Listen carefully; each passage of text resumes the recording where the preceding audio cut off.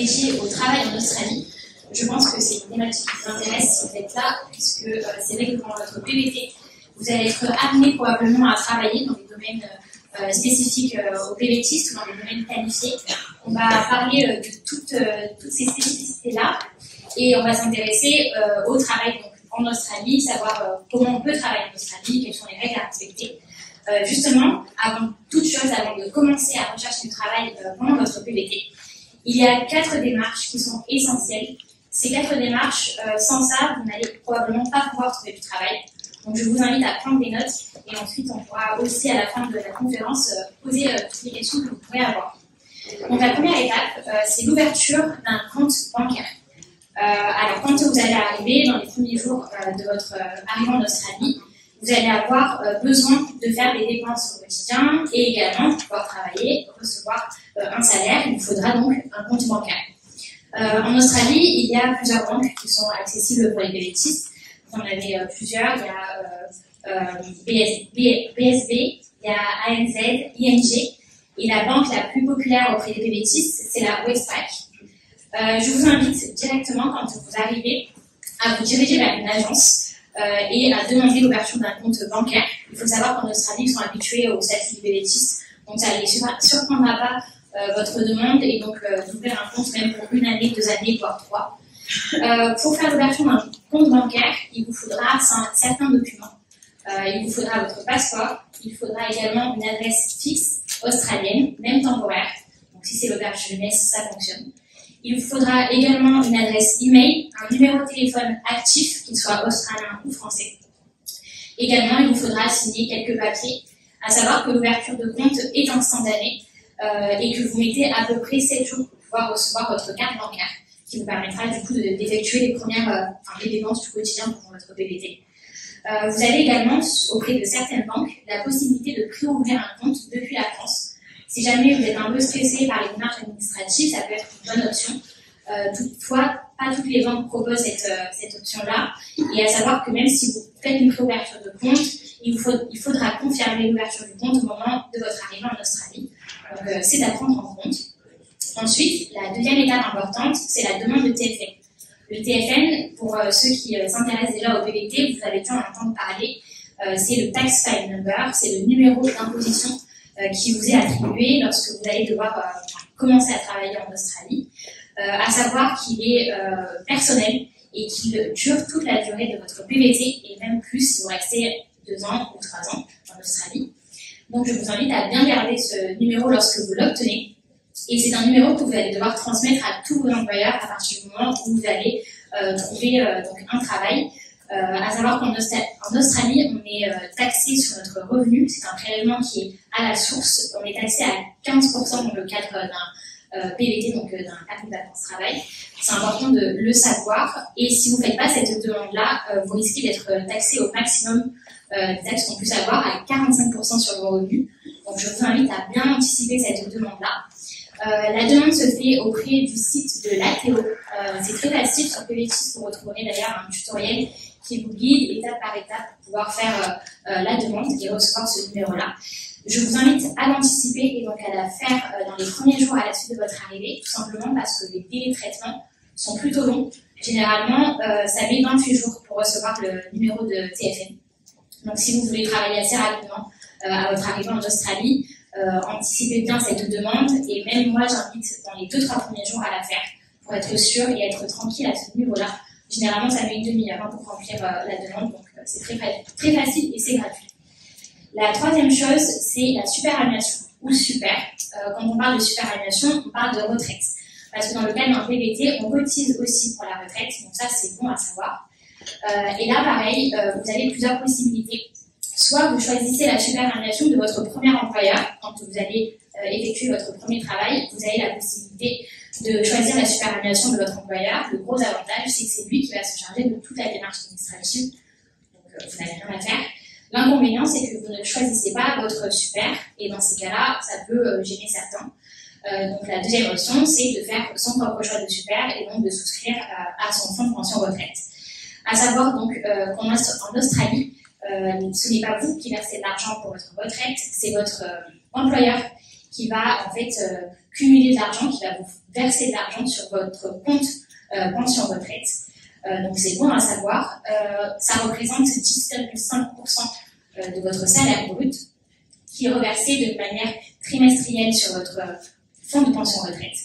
Et il faut également savoir qu'à la fin de votre visa, vous avez la possibilité de récupérer une toute petite partie de ce fonds de pension retraite que vous avez cumulé et cotisé pendant votre PVT.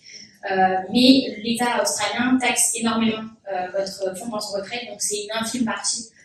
Vous ne recevrez pas la totalité de votre superannuation. Et la quatrième étape, c'est la création de CV à l'australienne.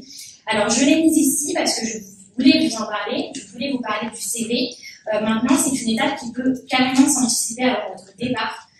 Notamment si vous n'êtes pas forcément à l'aise en anglais, n'hésitez pas à vous renseigner. On a d'ailleurs un stand dans le salon qui vous présente différents modèles de CV à l'australienne, puisque les CV australiens sont assez différents de ce qu'on peut connaître en France. Il arrive très souvent pour des jobs notamment qualifiés qu'on fasse un CV de 1 voire 4 pages. Donc si vous visez des emplois en particulier, ça peut être intéressant de bien travailler votre CV et de se focaliser entre guillemets sur les critères que peuvent avoir l'Australie. Mais pour des jobs moins qualifiés, je pense notamment aux fermes, c'est pas forcément nécessaire d'avoir un CV. Généralement, les fermiers vont pas avoir d'intérêt à regarder votre CV puisqu'il n'y a pas d'expérience à avoir ou de savoir-faire particulier à détenir pour pouvoir travailler en ferme. Ça peut être le cas par contre pour des jobs dans le service, en cuisine ou encore dans l'hospitality.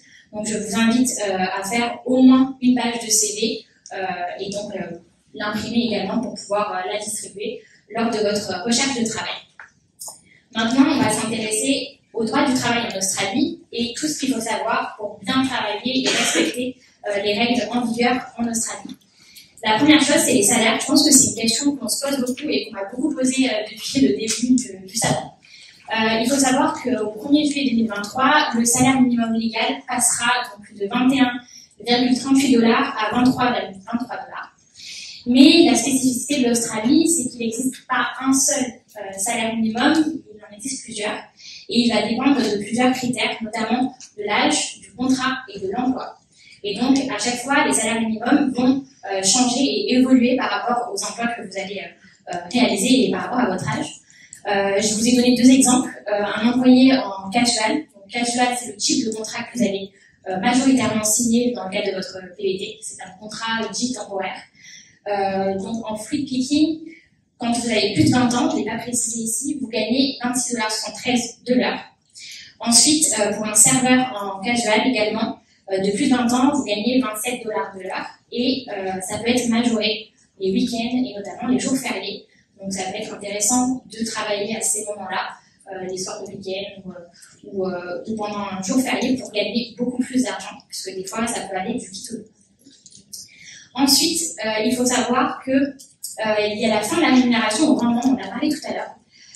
En fait, quand vous travaillez en ferme, avant, il y avait 2 types de paiements possibles de votre salaire. Soit vous étiez payé à l'heure, très avantageux pour les PVTistes, quand on ne sait pas forcément, on n'a pas une grande carrière en picking, ou alors vous aviez la rémunération au rendement, qui n'était pas forcément avantageuse, parce que quand on ne savait pas piquer, en fait, des fois, en tout cas les anciens PVTistes, n'avaient pas la possibilité d'avoir un salaire décent. Et justement, le gouvernement australien a voulu réglementer ça et un petit peu recadrer le travail en ferme, en tout cas le favoriser pour les PVTistes. Et donc, dans ce sens-là, aujourd'hui, les fermiers n'ont pas la possibilité de vous payer en dessous du salaire minimum légal.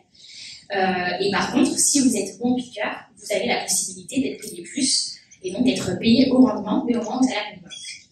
Ensuite, il faut savoir qu'en Australie, vous avez l'impossibilité de travailler plus de 6 mois pour la même entreprise. Donc, à partir du moment où vous faites 6 mois, donc pour un même employeur, il va falloir ensuite quitter votre emploi, sinon vous êtes dans l'illégalité. Il existe des exceptions, c'est un peu je crois, l'exception, c'est le nom de l'Australie. Il existe des exceptions dans le free picking, dans la construction, également quand vous êtes au pair, on en parlera tout à l'heure. Et également, je ne sais pas si vous savez, mais en Australie, pendant un PVT, vous avez la possibilité de renouveler 2 fois votre visa. On en parlera en détail tout à l'heure, mais encore plus en détail dans la conférence qui se déroule cet après-midi. pour pouvoir rester potentiellement 2 ans, voire 3 ans en Australie. Il y a des règles à suivre. Aussi, au niveau des autres règles à connaître, lorsqu'on travaille en Australie, il y a les salaires à la semaine. Et ça, c'est la bonne nouvelle. Quand on travaille en Australie, la plupart du temps, vous êtes payé soit à la semaine, soit tous les 15 jours. Donc, ça peut être un avantage comme un inconvénient pour les employés. Tout simplement parce que l'avantage, c'est d'avoir toujours l'impression de gagner de l'argent. L'inconvénient, c'est qu'on a tendance peut-être à généralement dépenser plus. Et donc dépenser ce qu'on gagne chaque semaine. Donc moi, je vous invite à vraiment essayer de vous adapter rapidement à ce mode de fonctionnement-là, qui peut en tout cas en gêner certains. Ensuite, il faut savoir qu'en Australie, la semaine de travail est à 38 heures. Là encore, ça dépend de votre contrat de travail, de ce que vous avez convenu avec votre employeur. Et votre employeur peut vous demander de faire des heures supplémentaires tant qu'elles sont raisonnables. Vous pouvez également les refuser. Et généralement, les heures supplémentaires sont majorées évidemment. Et il faut savoir que dans le cadre d'un contrat en casual, vous n'êtes pas rémunéré lorsque vous êtes en congé ou absent. Donc c'est le désavantage de ce contrat-là, mais aussi l'avantage, c'est qu'on peut quitter ou retrouver un emploi rapidement. Ensuite, on va rentrer maintenant dans le vif du sujet. Pour trouver du travail en Australie, c'est une question qu'on se pose beaucoup avant un départ. Moi, la première chose que je vais vous dire, c'est de déterminer clairement quels sont vos objectifs.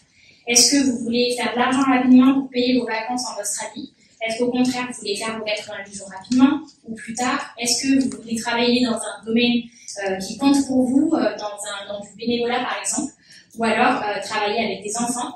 Essayez de bien voir ce que vous voulez faire. Et justement, dans cette partie, on va aborder vraiment tous les emplois qui sont accessibles en tant que PVTiste.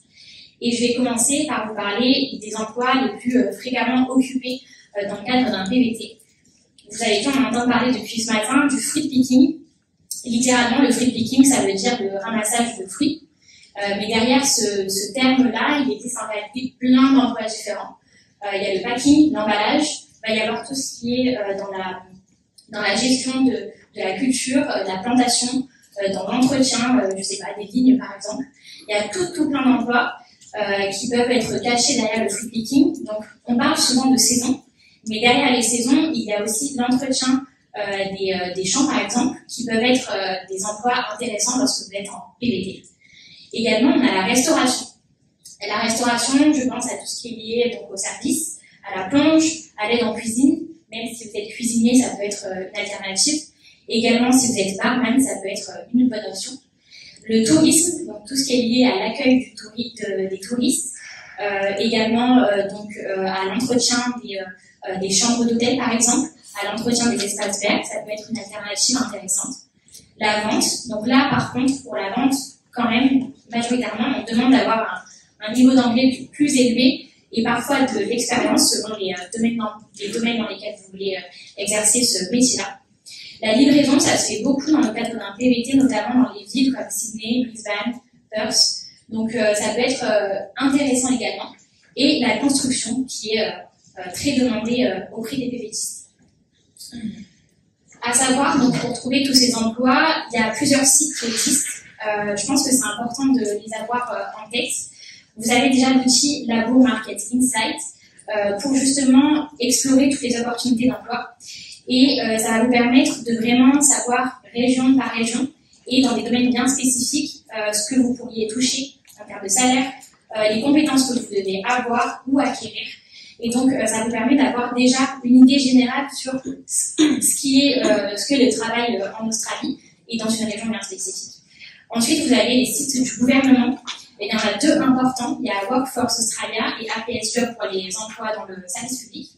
Et les sites les plus populaires auprès des PVTistes, vous avez Seek, Job Search et Gumtree. Gumtree, à savoir que c'est un peu le bon coin australien. Il y a vraiment de tout. Vous allez trouver des véhicules, de la location, des emplois. Donc Gumtree, c'est un petit peu aussi l'outil magique auprès des PVTistes. Évidemment, pour trouver un emploi, je vous invite aussi à user de curiosité, ne pas hésiter à créer du contact, à justement essayer d'aller demander, voir, faire du porte-à-porte. On en parlera justement ensuite dans cette présentation. Et également d'utiliser Facebook. Moi, personnellement, ça m'a beaucoup aidé pour la recherche d'emploi. Il y a beaucoup d'annonces, ville par ville, région par région, année par année, année de départ en PPT. Donc ça peut être une bonne alternative également. À savoir aussi que dans les métiers, dans certains métiers, dans certains emplois, vous allez devoir passer des formations qui seront plus ou moins indispensables pour pouvoir en tout cas y accéder. Je pense notamment au RSA. Le RSA, c'est une formation qui est obligatoire pour pouvoir servir de l'alcool. Lorsque vous allez chercher par exemple un emploi dans le service, on va peut-être vous demander soit d'avoir, soit d'obtenir le RSA. À savoir que c'est une formation qui peut se faire en ligne ou en présentiel, et les prix varient d'un organisme à un autre. Donc voilà. Ensuite, vous avez le RSG, qui est cette fois-ci obligatoire pour pouvoir travailler dans le monde du jeu, donc notamment les casinos. Là, pareil, la formation est possible et réalisable en ligne et en présentiel. Et vous avez donc des prix qui varient. Ensuite, on aura la White Card. C'est tous les ans, donc c'est une formation qui concerne tous les emplois liés à la construction.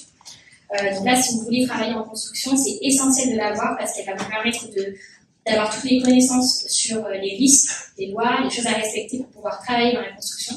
Sans ça, malheureusement, vous ne pourrez pas travailler dans ces domaines précis. Là, pareil, elle peut se faire en ligne, mais également en présentiel. Elle est un peu plus longue et un peu plus chère. Et ensuite, il y a le trafic contrôleur. Et là, c'est pour être tout ce qui est donc faire du contrôle de circulation sur les chantiers routiers. Il faut savoir qu'en Australie, il y a énormément de chantiers routiers. Ils font toujours refaire les routes. Et généralement, ils n'ont pas souvent ils ont des feux, mais pas forcément comme chez nous, des feux tricolores. C'est souvent des personnes qui tiennent un panneau et qui font stop, etc.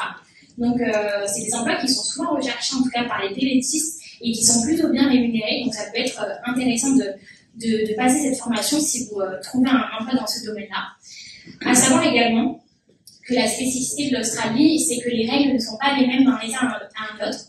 Donc, si vous souhaitez passer ces formations que je viens de vous citer, pensez bien à vérifier sur notre site, notamment, on en parle dans notre dossier dédié sur les formations en Australie. Pensez bien à vérifier l'éligibilité de votre formation d'un État à un autre, parce qu'elle peut varier, la durée de validité également. Les règles changent, du coup, si vous êtes dans Queensland, dans Western Australia, donc pensez bien à vérifier ces formations-là avant de les passer, et surtout selon où vous voulez travailler. On va passer maintenant au métier réglementé. On a parlé beaucoup aujourd'hui avec vous. Souvent, certains souhaitent du coup travailler dans leur domaine d'activité qu'ils ont en France, mais cette fois-ci en Australie. C'est possible, ça ne veut pas dire que c'est facile, c'est accessible. Maintenant, il faut certaines autorisations parce que les règles changent du coup d'un pays à un autre, notamment pour des professions qui sont liées, je sais pas, être dentiste par exemple, mais même électricien, tout ce qui est manuel, électricien, plombier, c'est des métiers où la main-d'œuvre est recherchée. Mais maintenant, il faut quand même avoir des autorisations. Donc, par rapport à vos cas spécifiques, je vous invite à faire vos propres recherches, donc à mettre le nom de votre profession et à mettre l'état dans lequel vous voulez potentiellement exercer votre emploi. En tout cas, c'est envisageable, mais il y aura probablement des démarches à faire, puisque c'est très réglementé. Au niveau des emplois éligibles à un renouvellement de visa. Alors, comme je l'ai dit tout à l'heure, en Australie, le PVT permet de rester pour une deuxième ou une troisième année dans le cadre donc d'un PVT. À savoir que pendant votre première année, si vous voulez renouveler votre visa, vous allez devoir réaliser 88 jours dans un emploi et dans une région éligible au renouvellement de visa. Pour une deuxième année, donc lors de votre deuxième année, quand vous voulez renouveler pour une troisième année votre visa, il faudra réaliser 179 jours, soit à peu près 6 mois, de travail dans un emploi et dans une région éligible au renouvellement de visa. Donc ça, c'est important de le savoir. Au niveau des emplois éligibles, on pense souvent et on entend souvent parler des domaines historiques, comme tous les emplois qui sont liés dans la culture, donc les plantes, l'élevage, la pêche, également les emplois dans la construction et dans les mines. Ça, c'est des emplois qui sont renouvelables, éligibles au renouvellement de visa. Mais il y a également des emplois auxquels on ne pense pas vraiment et qui pourtant permettent de renouveler un visa. Je pense notamment aux travaux de récupération des feux de brousse. Il faut savoir que l'Australie a souffert de beaucoup d'incendies depuis 2019 et donc ils cherchent de la main-d'œuvre pour faire de la reconstruction par exemple. Donc ça peut être une alternative intéressante.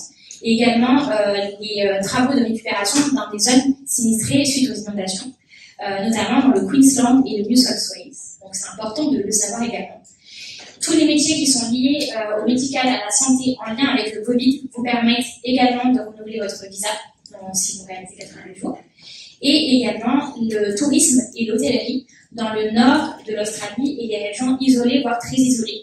Quand on parle de régions isolées, très isolées, on pense à tout ce qui est vraiment dans le nord-nord, on pense donc au Northern Territory et également à toutes les îles. Rottnest Island, près de Perth, est éligible à un renouvellement de visa. Et également toutes les îles qui sont près des Whitsunday, par exemple. Ça peut être intéressant de travailler dans ces régions-là. Ensuite, dans votre PVT, vous avez la possibilité, si ça vous intéresse, de travailler pour des emplois qui sont non ou peu rémunérés. On n'y pense pas forcément, mais le volontariat peut être une bonne alternative, notamment si vous voulez avoir en tout cas une opportunité à votre arrivée, une opportunité professionnelle.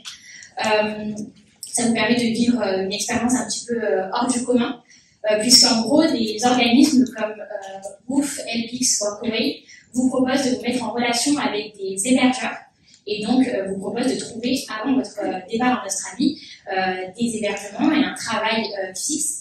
En gros, vous ne touchez pas d'argent, mais vous devez réaliser quelques tâches en échange de quelques tâches, par exemple dans le jardin, en échange du logement et généralement du couvert. Donc ça peut être une très bonne alternative pour commencer son voyage. Vous avez également le bénévolat.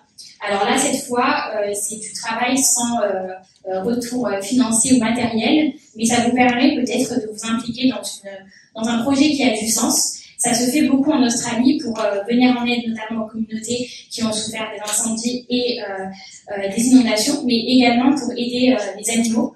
Il y a beaucoup de sanctuaires en Australie pour aider les koalas notamment, et également les kangourous. Donc si vous voulez avoir un projet comme ça qui a du sens, il y a tous ces organismes-là qui vous mettent également en relation avec les organismes qui en ont besoin. Vous avez également la possibilité de travailler au pair. Donc au pair, vous devez sûrement connaître, c'est le fait de garder des enfants et de réaliser quelques tâches ménagères auprès d'une famille, et là pour le coup australienne. Et je pense que c'est une bonne opportunité pour, en tout cas, trouver du travail rapidement, avant votre départ notamment, gagner un petit peu un salaire, mais également ne pas avoir à payer l'hébergement et la nourriture le plus souvent. Ça vous permet aussi de vous imprégner d'une nouvelle culture, d'être complètement inclus dans une famille australienne. Donc ça permet d'avoir une autre façon de construire son PVT, et pourquoi pas l'envisager de cette façon-là. À savoir qu'il y a plusieurs agences spécialisées qui peuvent vous mettre en relation avec des familles qui recherchent justement des personnes pour venir garder leurs enfants.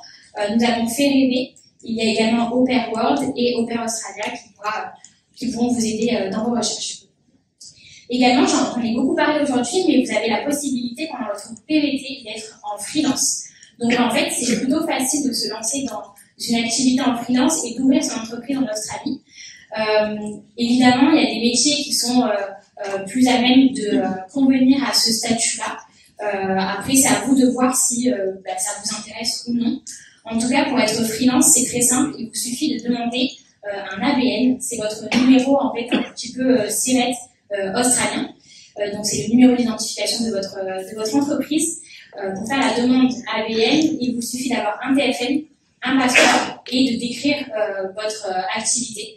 Donc, faire un court descriptif en anglais de votre activité professionnelle, et après, vous pouvez vous lancer et trouver des clients, ou alors même trouver des clients à l'étranger, et donc être en freelance, voyager, tout ça.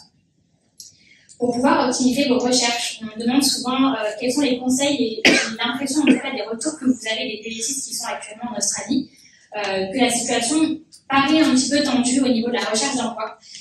Encore une fois, ça dépend vraiment de votre PVT. La vérité des Indes ne sera pas votre vérité à vous. Donc laissez-vous aussi l'opportunité de voir ce qui se passe sur place. En tout cas, dans un premier temps, je vous invite à rechercher toutes les régions et récoltes favorables si vous voulez faire du fruit picking. Donc par exemple, n'arrivez pas dans une région où la saison est terminée. Si vous voulez travailler en ferme, ce serait dommage. Sur PVT, vous pouvez d'ailleurs trouver un dossier complet où on parle région par région, mois par mois, de toutes les récoltes qui sont en cours ou à venir.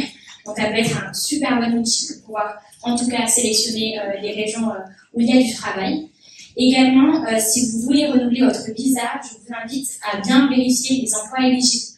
Donc là, ça peut paraître compliqué quand j'en parle, donne beaucoup d'informations, mais c'est très simple sur PBHIS et même sur le site du gouvernement australien. Vous allez retrouver une page dans laquelle, par emploi éligible, vous retrouverez tous les codes postaux des régions qui sont éligibles au renouvellement de visa.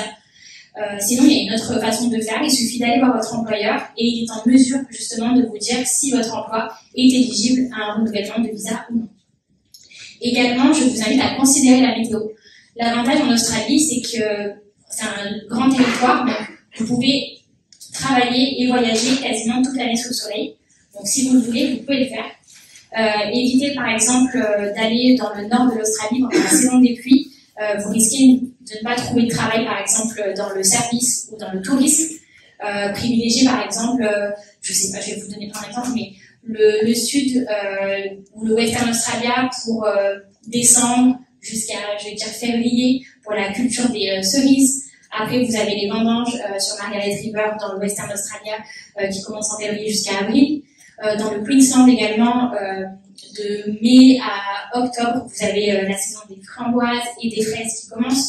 Donc tout ça, c'est des bonnes infos à prendre pour pouvoir en tout cas guider votre recherche d'emploi. Également, on en parle beaucoup, c'est la mobilité. On me demande souvent, est-ce qu'il faut un véhicule pour pouvoir trouver un emploi en Australie? Alors, si vous cherchez en ferme, je pense qu'il est plus efficace d'avoir un véhicule et de pouvoir vous déplacer, pouvoir vous rechercher un emploi directement, ferme en ferme, demander s'ils ont besoin d'employés sur place. C'est vraiment un avantage considérable. Quand je parle de mobilité, je ne parle pas seulement de voiture, je parle aussi de l'esprit.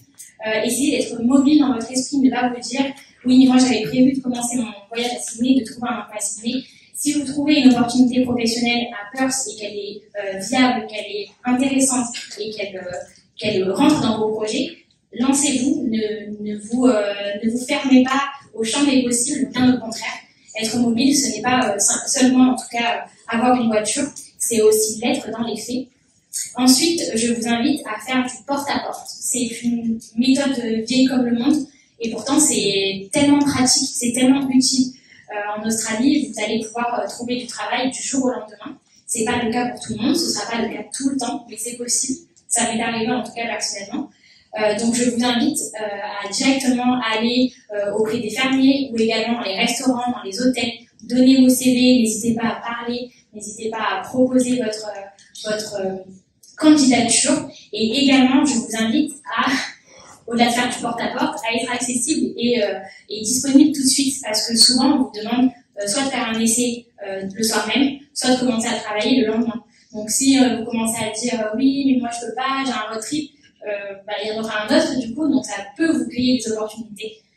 Et également, donc s'intéresser aux autres domaines éligibles que je vous ai présentés précédemment. Je tiens à vous faire une petite aparté sur les arnaques, qu'elles soient au logement, qu'elles soient au travail, pour l'achat d'un véhicule. Les arnaques existent ici ou ailleurs, que ce soit en Australie ou dans un autre PVT, c'est une réalité. Donc je vous invite à bien faire attention.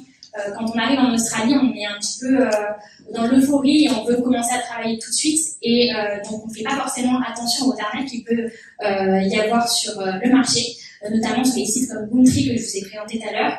Il arrive souvent que des personnes mal intentionnées mettent des fausses annonces. Pour éviter ces arnaques, je vous invite simplement à faire attention, à lire bien le descriptif de l'emploi. Si c'est trop beau, si on vous dit vous allez être logé dans un hôtel avec piscine, barbecue, massage, vous oubliez tout de suite, c'est fake. Bon, ça paraît évident, mais il y en a qui tombent dans le panneau. Également, ne pas hésiter à demander un petit peu auprès des autres PVTistes, auprès des autres backpackers, avoir des retours d'expérience. Regardez les avis sur Google, ça peut être une bonne alternative, parce que même les fermes ont des pages Google. Et puis donc être attentif également, on en parlait dans la conférence précédente, ne pas commencer à travailler sans contrat de travail. Signez toujours un contrat de travail. Et n'acceptez pas aussi les périodes d'essai qui durent 6 jours, 7 jours. Ça sent pas bon. Les essais, généralement, pour des emplois pas qualifiés, ça peut mettre 2 heures et c'est largement suffisant. Vous n'êtes pas payé pendant cette période. Mais si c'est plus, si c'est sur plusieurs jours, ça me paraît en tout cas compliqué. Et la dernière thématique qu'on va aborder pendant cette conférence, c'est le fait de trouver du travail, même lorsque l'on n'a pas un niveau d'anglais très élevé. Personnellement, je pense qu'on n'est pas tous égaux face à l'apprentissage des langues. Personnellement, je suis partie en Australie sans savoir parler anglais. Je me débrouillais avec l'essentiel. J'avais peur justement de me dire est-ce que je vais pouvoir trouver du travail, est-ce que je vais pouvoir tout simplement candidater à des offres d'emploi. Et croyez-moi, les Australiens sont plutôt ouverts. Ils ne vont pas vous juger sur votre niveau d'anglais, notamment pour des jobs qui ne sont pas qualifiés. En ferme, par exemple, vous n'avez pas besoin de parler anglais puisque vous faites des tâches par exemple devant un arbre, donc personne ne va échanger avec vous. Donc clairement, si vous avez peur, ne vous inquiétez vraiment pas. En tout cas, je pense que ce n'est pas une raison de ne pas partir, bien au contraire, ça devrait être une raison pour partir. Si jamais vous êtes un petit peu angoissé par votre niveau d'anglais, je vous invite à vous renseigner auprès de Études Australie, qui propose des cours d'anglais sur place lors de votre arrivée en PVT. Ça peut être une bonne solution. Après, il existe plein d'autres techniques, par exemple de prendre des cours en ligne avec Babel, ou alors de commencer à regarder des films en VO, de forcément commencer à se créer du vocabulaire. N'hésitez pas à préparer vos petites phrases avant d'ouvrir votre compte bancaire, par exemple, ou alors quand vous allez acheter un véhicule, d'avoir les mots-clés, en tout cas, qui pourront vous aider à vous améliorer. Et de sortir, échanger, rencontrer, enfin voilà, les conseils classiques. Voilà, je pense qu'on a fait le tour de tout ce qu'il faut savoir pour travailler en Australie. Est-ce que vous avez des questions? On a 15 minutes pour poser toutes les questions et après on sera toujours sur place si on a d'autres. Oui. On m'a dit que il y a beaucoup d'écuries qui recherchent aussi de la main-d'œuvre. Est-ce que tu as déjà entendu parler de ça? J'ai pas entendu le. Sur Sydney, des écuries avec des chevaux qui recherchent de la main-d'œuvre. Les écuries, j'en ai beaucoup vu passer sur Facebook notamment. Alors par contre, généralement, ils demandent d'avoir un petit peu d'expérience dans le domaine. Mais je sais qu'il y en a qui trouvent du travail dans ce type d'emploi-là. En tout cas, c'est accessible. Après, vers Sydney, du coup, ce ne sera pas éligible au renouvellement de visa. Est-ce qu'il y a d'autres questions? Oui. Par rapport au contrat temporaire, en général, les contrats de travail, c'est combien de temps? Est-ce que c'est renouvelé chaque semaine ou est-ce que c'est sur un mois? Non, ça peut être sur plusieurs semaines. En fait, c'est dans le cadre d'un PVT qu'on parle d'un contrat casual.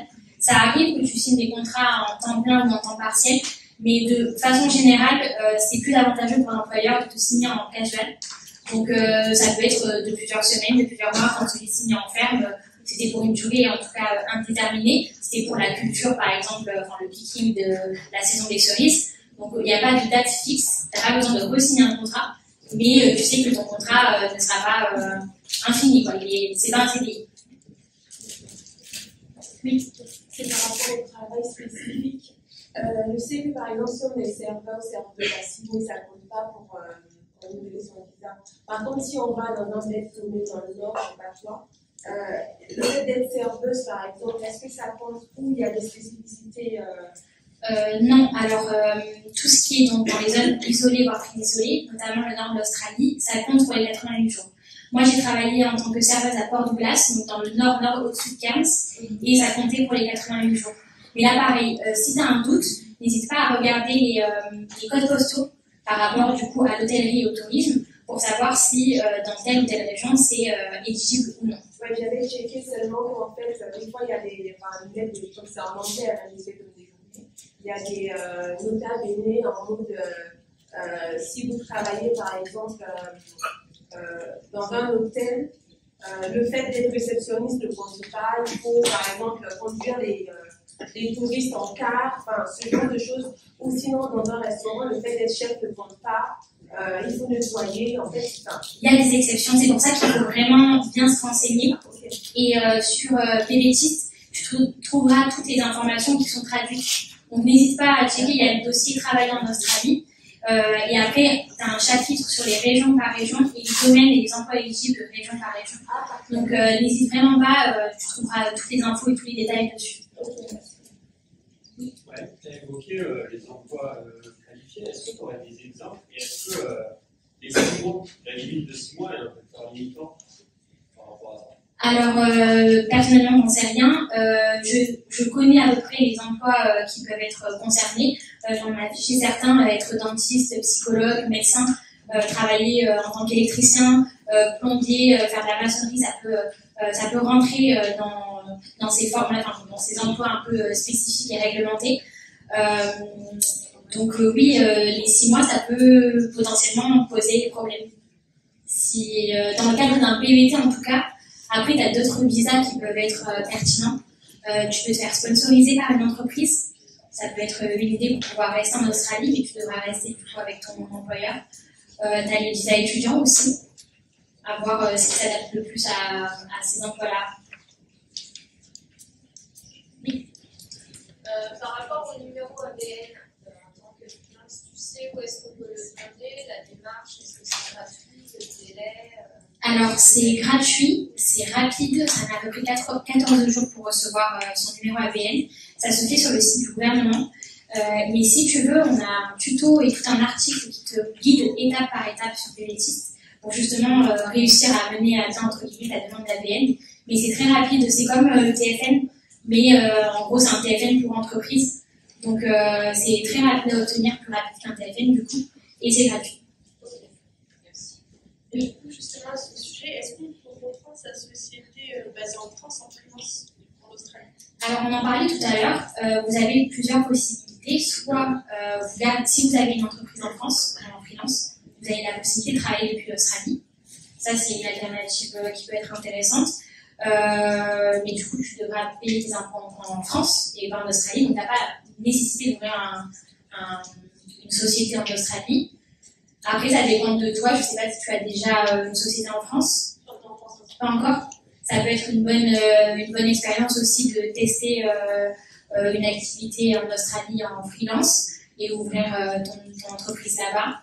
À voir par rapport à tes ambitions. Après, tu peux travailler pour des Français, tu peux travailler pour des Australiens, des étrangers. Donc, c'est plutôt en tout cas une alternative intéressante quand on est en DET. On ne pense pas forcément, mais ça peut être une solution intéressante. Oui. Au niveau administratif, en Australie, on est opérationnel pour travailler au quotidien. Du coup, moi je dirais au bout de la réception du TFN. Et du coup, ça en termes de ça prend combien de temps? Le TFN, tu le reçois en 28 jours.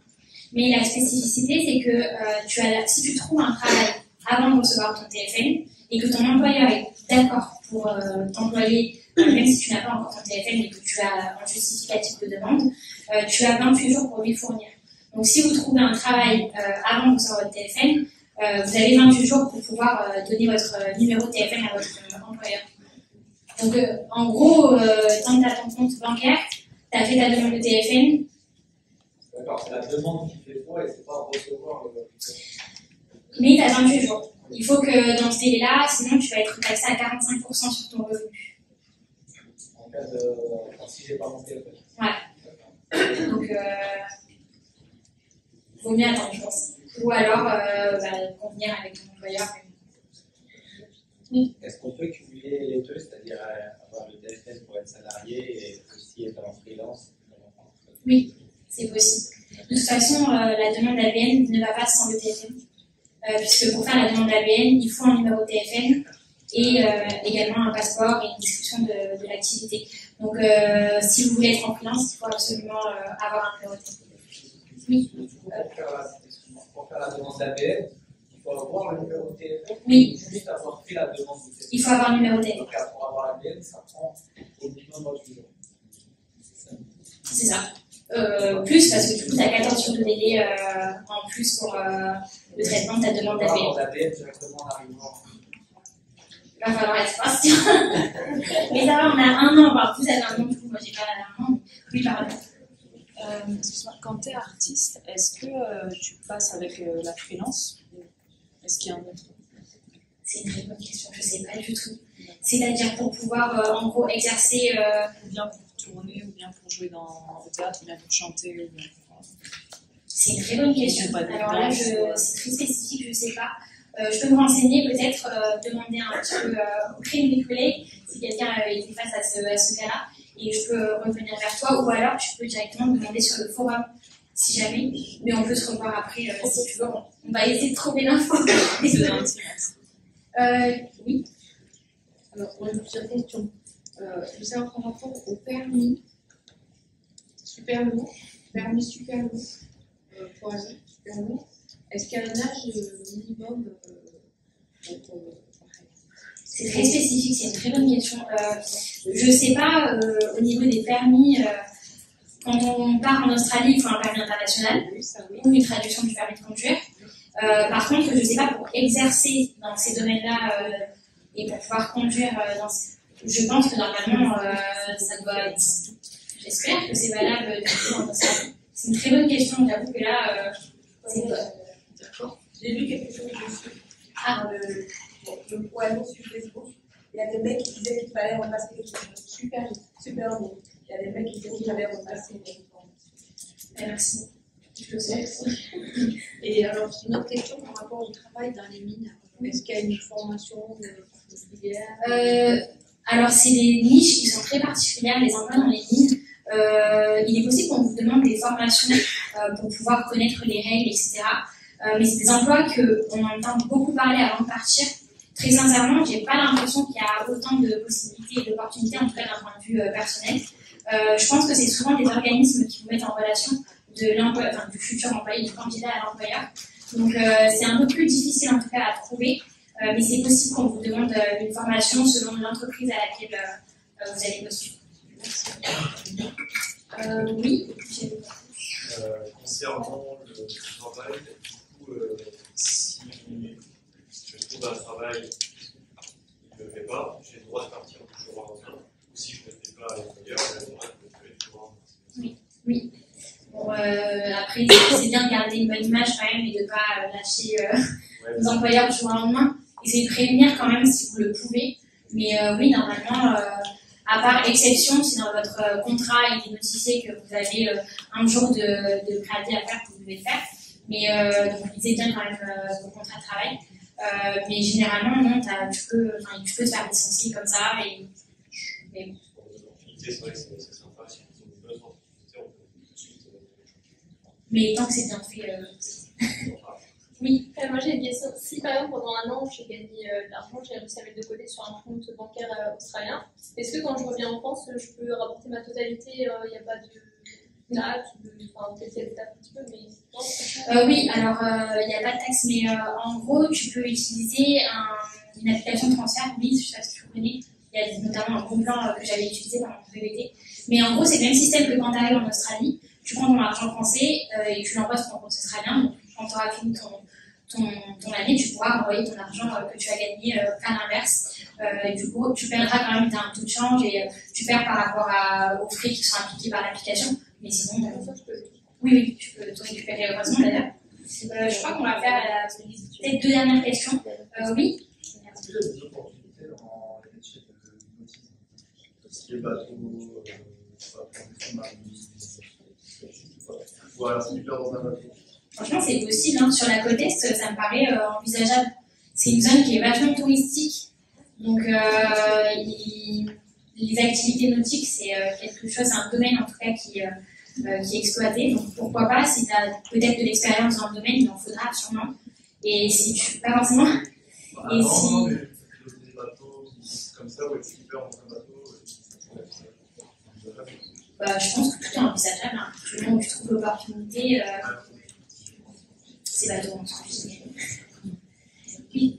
Est-ce que du coup, le principe du bilan en compte quand on va à la baisse, quand on repart, on doit le fermer, on doit aller voir la banque pour clôturer le compte en banque? Et si on nous laisse au zéro, est-ce qu'on aura des frais de. Votre compte australien si vous partez définitivement, oui, je vous invite à le fermer, il n'y aura pas de frais particuliers. Par contre, si vous envisagez de renouveler votre visa, et donc même si vous rentrez en France, gardez-le, laissez un peu d'argent sur le compte, pas énormément, quelques dollars. Comme ça, vous n'avez pas à refaire la démarche une fois que vous revenez en Australie. Donc, comme ça, vous êtes tranquille. Mais oui, si vous partez définitivement, vous pouvez le clôturer, soit envoyer un mail à votre conseiller, soit directement à l'agence. C'est comme en France, moi, c'est très facile. Je pense que ça va être la fin. Ouais. Une dernière question. Allez. Puisqu'on parle de travail, au niveau des impôts, comment ça se passe la déclaration, à quel moment vous payez, si on récupère des sous? C'est une très bonne question, c'est bien qu'elle intervienne à la fin. Alors, normalement, quand vous êtes dans le cadre d'un PVT et que vous ne dépassez pas les 45 000 $ de revenus sur une année fiscale, donc qui commence le 1er juillet et termine le 30 juin de l'année suivante, vous n'avez pas à faire de déclaration d'impôt. En fait, le prélèvement se fait à la source, donc il n'y a rien à faire de particulier. Et si on dépasse la garantie, il faudra faire une déclaration d'impôt auprès du taxation office, il me semble. Et ITIO. Je pense qu'on va s'arrêter là. Si vous avez d'autres questions, il y a des intervenants sur le salon.